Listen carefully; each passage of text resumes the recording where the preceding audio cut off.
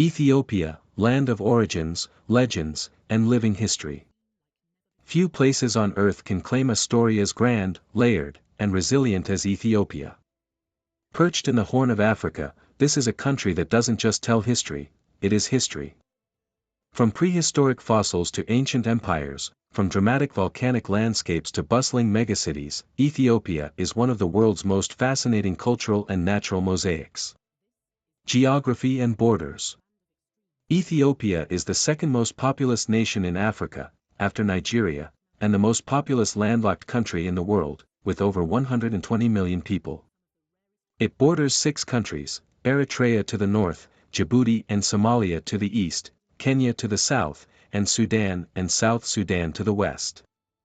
While the country has no coastline today, it once did, until Eritrea declared independence in 1993.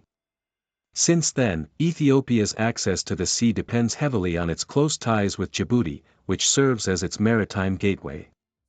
The land itself is breathtakingly dramatic. Ethiopia sits on the meeting point of 3 tectonic plates, the African, Arabian, and Somali plates. This geological tension has sculpted some of the planet's most extreme terrains, from jagged mountains and lush highlands to blistering deserts and salt flats. The Ethiopian highlands, often called the roof of Africa, stretch across much of the country and contain Africa's largest continuous mountain system. In contrast, the Danakil Depression plunges more than 100 meters below sea level, making it one of the hottest, driest, and most alien-looking places on Earth. Administrative tapestry. Ethiopia's political map is as complex as its landscapes.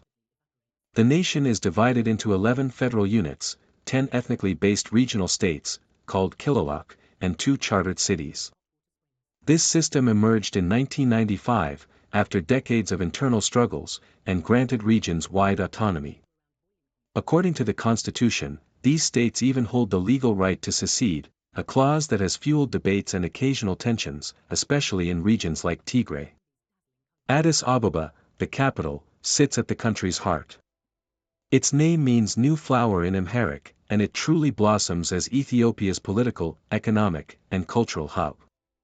The city is also home to the African Union headquarters, making Ethiopia an essential player in continental diplomacy. Meanwhile, Dire Dawa, the second charter city, thrives as a commercial crossroads. Interestingly, Harare region, though tiny in size and population, enjoys full regional status, highlighting Ethiopia's unusual balance of history, ethnicity, and governance. Natural extremes. Ethiopia is a country of natural paradoxes. The Danakil Depression, often called the Gateway to Hell, it is one of the hottest inhabited places on Earth, with average annual temperatures above 40 degrees Celsius. Here, salt caravans still cross shimmering flats, and adventurers witness surreal sights like neon-colored sulfur springs and the glowing lava lakes of Erta Ale volcano. At night, the volcano's crater glows like a furnace, and sometimes blue flames dance from burning sulfur deposits.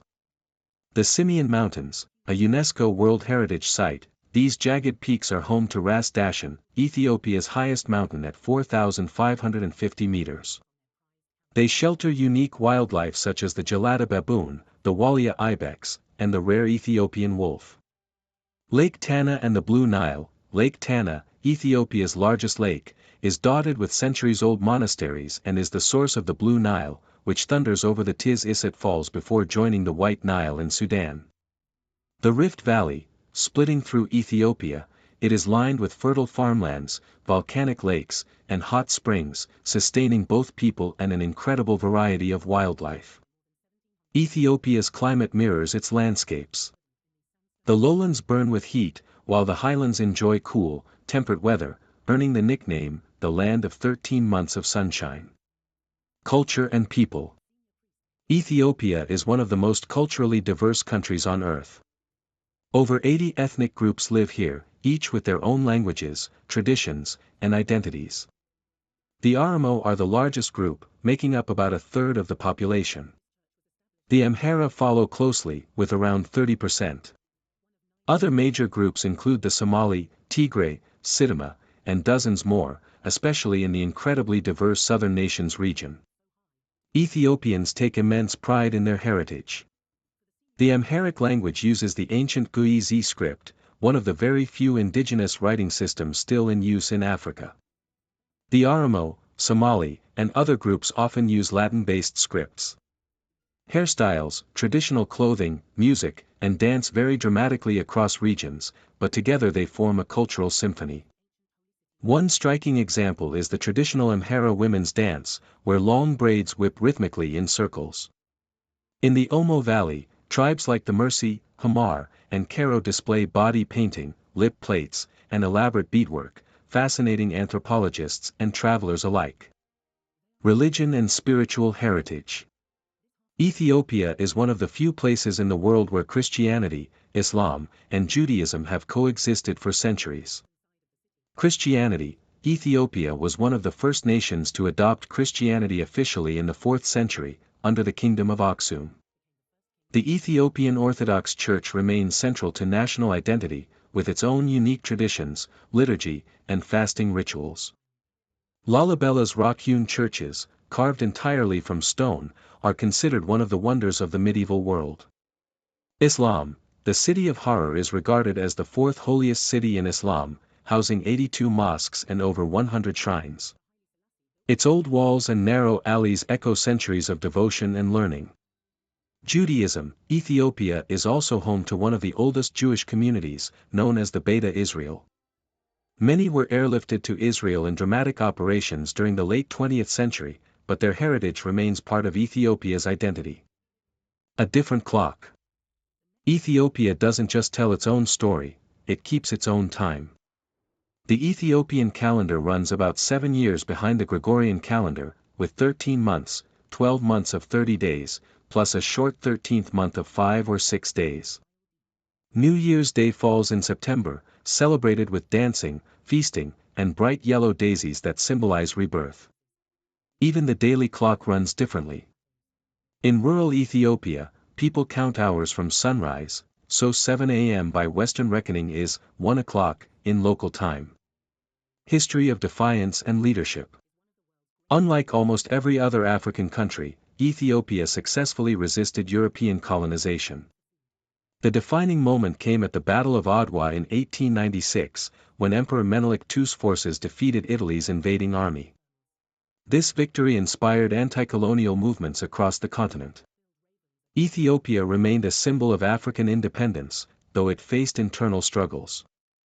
The Solomonic dynasty, claiming descent from King Solomon and the Queen of Sheba, ruled for centuries until Emperor Haile Selassie was deposed in 1974 by the communist Derg regime.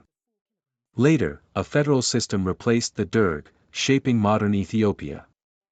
Haile Selassie remains a global icon, revered by Rastafarians as a messianic figure, though he himself denied divinity. His influence is still felt, and Rastafarians even have settlements in Ethiopia, particularly in the Shashamane area. Global connections. Ethiopia's diplomacy is as vibrant as its culture.